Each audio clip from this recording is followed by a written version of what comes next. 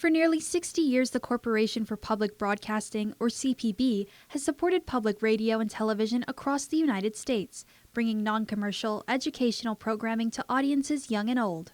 From NPR's trusted storytelling to PBS's educational and cultural shows, CPB has empowered them through critical federal funding. But last week, CPB announced it will be leaving the airways by the end of the fiscal year, a move triggered by Congress's cancellation of previously approved funding under the One Big Beautiful Bill. Here on Guam, PBS Guam delivers the network's national content, locally produced programming and documentaries, and educational tools like learning media.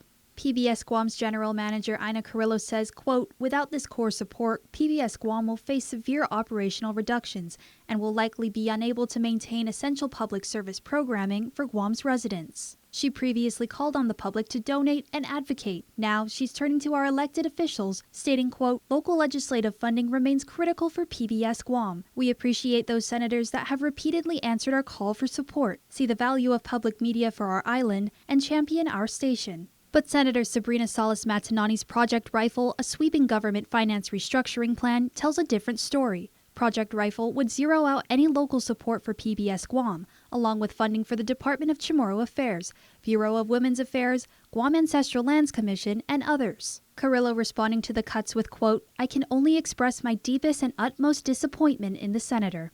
Meanwhile, Congressman James Moylan says he hopes for the chance to meet with Carrillo to explore solutions. We do have some great programs for the cultural events and education programs too that our director has done a great job in, and the governor is supporting as well. If there's additional fundings that we can provide through grants, we can support it in that way. But the concept of PBS is not what we're going to be, what it used to be. But that doesn't mean there's not federal fundings that we can somehow do what we can with our current group here. For now, the future of public media on Guam is uncertain, and what happens next will depend on how shifting priorities translate into policy. Nevaeh Anderson, KUAM News.